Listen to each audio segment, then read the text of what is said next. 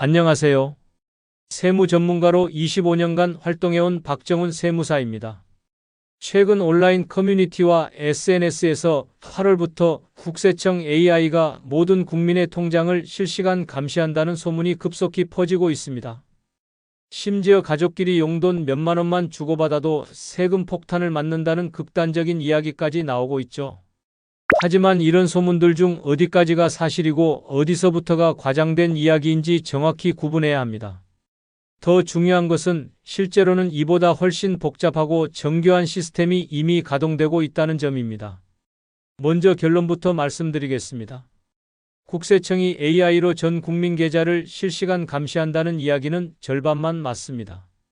정확히는 AI가 여러분의 통장을 24시간 들여다보는 것이 아니라 기존에 축적된 데이터에서 의심스러운 패턴을 찾아내는 방식으로 작동합니다. 국세청에서 공식 발표한 AI 활용 탈세 적발 시스템 고도화 정책을 보면 과거 세무조사 사례들을 AI에 학습시켜 탈세 혐의점을 자동으로 탐지하는 시스템을 구축한다고 되어 있습니다. 이는 마치 수십 년 경험을 가진 베테랑 세무조사관이 의심스러운 거래 패턴을 한눈에 알아보는 것처럼 AI가 개인의 금융 거래 패턴을 분석하여 비정상적인 움직임을 포착하는 것입니다. 국세청 관계자는 분명히 밝혔습니다. 기본적으로 혐의가 없으면 조사하지 않으며 생활비, 교육비, 의료비 같은 상식적인 가족 간 지원에 대해서는 문제 삼지 않는다고 말이죠. 하지만 여기서 핵심은 상식적이지 않은 거래들이 이제는 더 쉽고 빠르게 발견된다는 점입니다. 예전에는 수많은 데이터 속에 숨어있던 교묘한 탈세 수법들을 이제는 AI가 정교하게 찾아낸다는 의미입니다. 그렇다면 정부는 실제로 어떤 시스템으로 우리의 금융거래를 모니터링하고 있을까요? 다음 스텝에서 자세히 알아보겠습니다. AI 감시 소문과는 별개로 현재 정부가 운영하고 있는 실제 금융거래 감시 시스템은 크게 두 가지입니다. 이 시스템들을 정확히 이해하면 불필요한 걱정은 덜고 정말 주의해야 할 부분을 명확히 파악할 수 있습니다. 첫 번째는 고액 현금거래 보고제도입니다. 이 제도는 동일인이 하루 중 1천만 원 이상의 현금을 입금하거나 출금할 경우 금융기관에서 자동으로 관련 당국에 신고하는 시스템입니다. 여기서 가장 중요한 포인트는 현금에만 적용된다는 것입니다. 많은 분들이 오해하시는 부분인데 계좌에서 계좌로 이체하는 전자거래는 이 제도의 적용 대상이 아닙니다. 따라서 자녀에게 계좌 이체로 생활비를 보내는 것은 이 제도와 전혀 관련이 없습니다. 이 제도는 본래 자금 세탁 방지를 목적으로 2006년에 도입되었으며 초기 5천만 원에서 점차 기준 금액을 낮춰 현재 1천만 원이 되었습니다. 두 번째는 의심거래 보고제도입니다. 이는 금액과 무관하게 금융기관 직원이 거래 패턴을 보고 수상하다고 판단할 경우 신고하는 제도입니다. 예를 들어 고액 현금 거래 신고를 회피하기 위해 매일 900만 원씩 여러 날에 걸쳐 분할 출금하는 패턴이나 평소 거래 규모와 현저히 다른 거액 거래가 발생하는 경우 등이 해당됩니다. 이러한 신고가 접수되면 금융정보분석원 FIU에서 1차 검토를 거쳐 실제 의심 사유가 있다고 판단될 경우 국세청이나 검찰 등 관련 기관에 통보하는 구조입니다. 그런데 여기서 주목해야 할 점은 이 두 시스템 모두 의심거래 탐지가 목적이라는 것입니다. 정상적인 가족 간 지원이나 합법적인 거래에 대해서는 별다른 제재가 없다는 뜻이죠. 문제는 무엇이 정상적인 범위이고 무엇이 의심스러운 거래인가를 구분하는 기준을 정확히 아는 것입니다. 특히 최근 들어 개인 자금 출처 조사가 강화되면서 소득에 비해 과도한 소비나 재산 증가를 보이는 경우 집중적인 조사 대상이 되고 있습니다. 가족 간에 돈을 주고받을 때 언제부터 증여세가 발생하는지 그 경계선을 정확히 아는 것이 매우 중요합니다. 많은 분들이 가족끼리 주고받는 돈인데 무슨 세금이냐고 생각하시지만 법적으로는 엄격한 기준이 있습니다. 기본 원칙은 이렇습니다. 부양 의무가 있는 가족 구성원에게 사회통념상 인정되는 수준의 생활비, 교육비, 치료비를 지원하는 것은 증여세가 부과되지 않습니다. 하지만 여기에는 두 개의 중요한 함정이 숨어 있습니다. 첫 번째 함정은 진짜 부양이 필요한 상황인가입니다. 성인 자녀가 충분한 소득이 있는 직장에 다니고 있음에도 부모가 지속적으로 생활비를 지원한다면 이는 부양이 아닌 증여로 간주됩니다.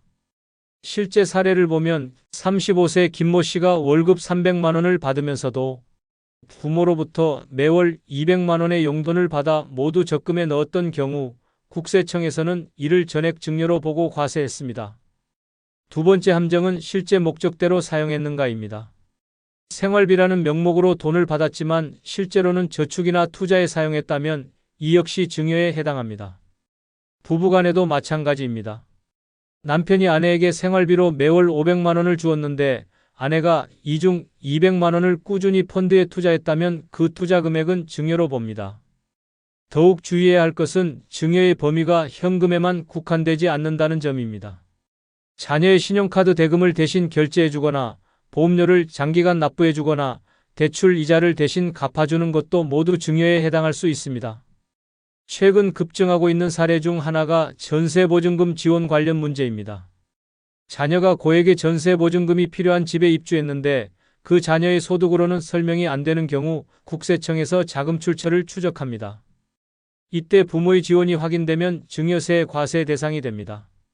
특히 교묘한 방법을 쓰는 경우도 있습니다.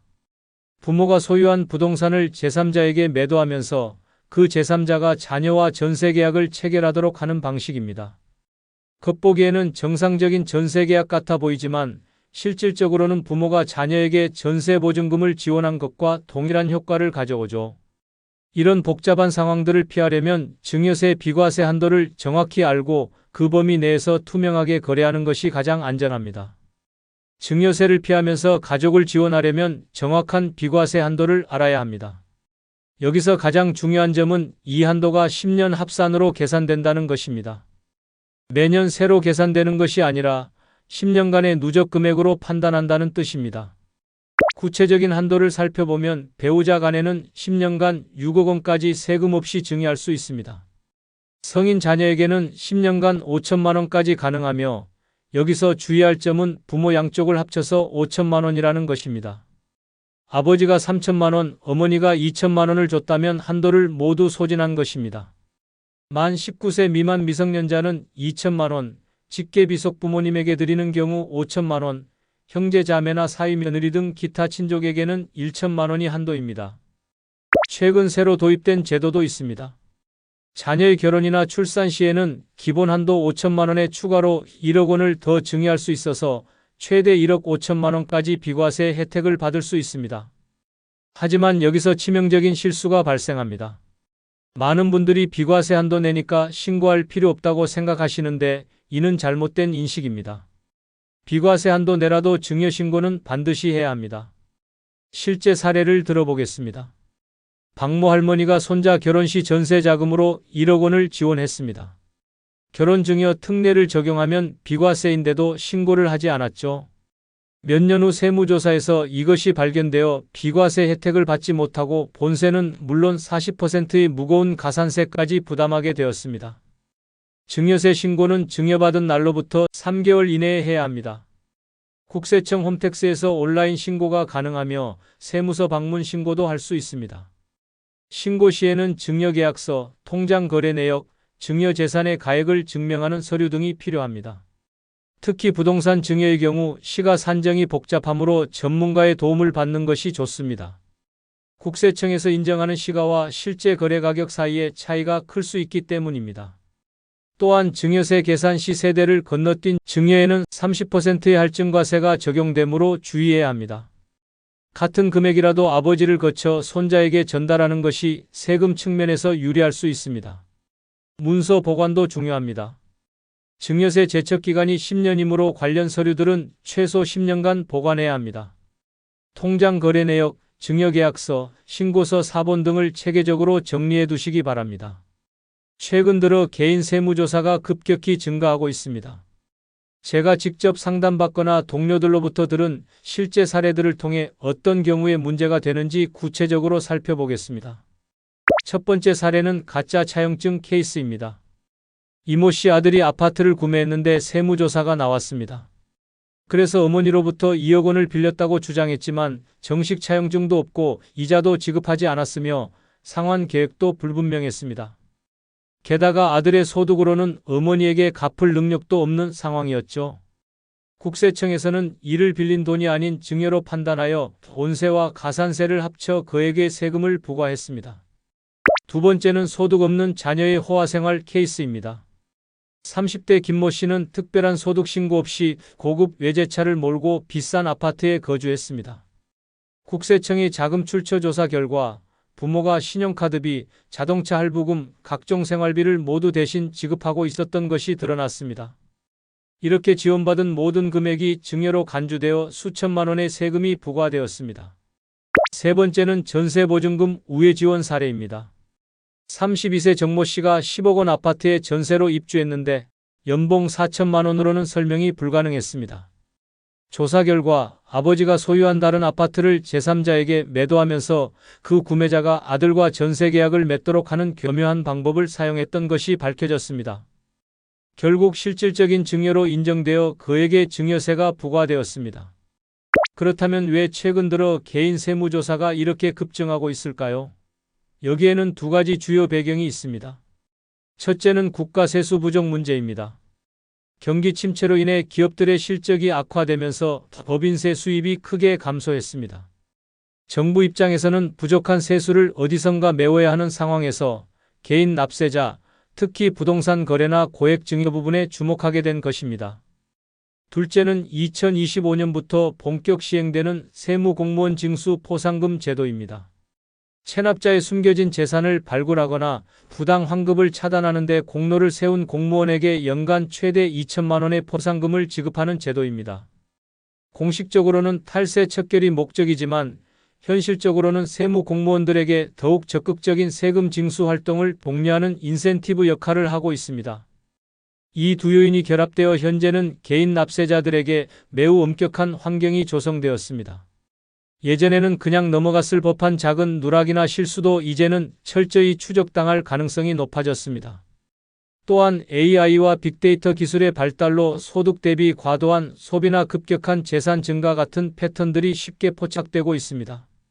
한 번 조사 대상으로 선정되면 보통 3에서 5년치 거래를 모두 검토하므로 과거 거래에서도 문제가 발견될 수 있습니다. 마지막으로 세금 문제 없이 안전하게 가족을 도울 수 있는 구체적인 방법들을 알려드리겠습니다. 25년간의 세무 실무 경험을 통해 터득한 핵심 노하우들입니다. 첫 번째 원칙은 완벽한 문서화입니다. 특히 차용증의 위력은 절대적입니다.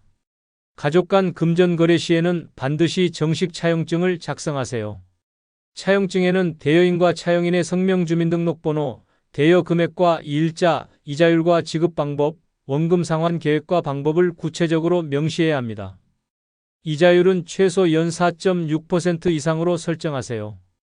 2024년 기준 국세청 인정 이자율입니다. 이보다 낮거나 무이자로 빌려주면 그 차액이 증여로 간주될 수 있습니다. 예를 들어 1억 원을 무이자로 빌려주면 연 460만 원의 이자를 매년 증여한 것으로 볼 수 있습니다. 더 중요한 것은 실제로 차용증대로 이행하는 것입니다. 대여금 이자 상환, 원금 일부 상환 등의 메모와 함께 정기적으로 계좌 이체를 해야 합니다. 이것이 증여가 아니라는 가장 강력한 증거가 됩니다. 두 번째 원칙은 거래 목적의 명시입니다. 생활비나 교육비 같은 비과세 자금을 송금할 때도 은행 앱에 받는 분 표시 기능을 활용하세요. 아들 11월 생활비, 딸 대학 등록금, 손자 학원비 등으로 돈의 목적을 명확히 기록해두는 것입니다. 세 번째 원칙은 의심스러우면 신고하라입니다. 비과세 한도를 넘는 증여라면 반드시 자진 신고하세요. 나중에 적발되면 본래 세금의 20에서 40%의 무거운 가산세가 추가됩니다. 미리 신고하면 가산세 부담을 크게 줄일 수 있습니다. 네 번째 원칙은 전문가 사전 상담입니다. 자녀 주택 구입 지원처럼 큰 금액이 오가는 거래 전에는 세무사와 상담받으세요. 1시간 상담비가 나중에 수천만 원 세금을 절약하는 지름길입니다. 추가 주의사항들도 반드시 기억하세요. 명의신탁은 절대 피하세요. 자녀 명의로 부동산을 구입하면서 실제로는 부모가 자금을 뗀 경우 나중에 진짜 소유권을 넘겨줄 때 증여세가 발생합니다. 연대보증도 위험합니다. 자녀 대출의 연대보증 후 대신 상환하면 그것도 증여로 봅니다. 보험료 대납, 카드값 대신 지불, 주식이나 부동산의 명예 분산 투자도 모두 증여세 위험 요소들입니다. 이런 경우들은 미리 세무 전문가와 상담받아 안전한 방법을 찾으시기 바랍니다. 마지막으로 서류 보관의 중요성을 강조합니다. 통장 거래 내역, 차용증, 증여계약서, 부동산 매매계약서 등은 최소 10년간 체계적으로 보관하세요. 증여세 제척기간이 10년이므로 이 기간 동안은 언제든 증빙이 필요할 수 있습니다. 현재 국세청이 데이터 분석 기술이 고도화되어 과거에는 발견하기 어려웠던 패턴들도 쉽게 포착됩니다. 하지만 제가 말씀드린 원칙들만 철저히 지키신다면 대부분의 문제는 예방할 수 있습니다. 정직한 신고, 완벽한 서류 관리, 의심스러울 때의 전문가 상담, 이 세 가지가 핵심입니다. 가족을 돕는 마음은 소중하지만 그 방법이 합법적이고 안전해야 진정한 도움이 됩니다. 오늘 말씀드린 내용들을 꼼꼼히 체크하셔서 여러분과 가족 모두가 세금 걱정 없이 안심하고 지낼 수 있기를 바랍니다. 감사합니다.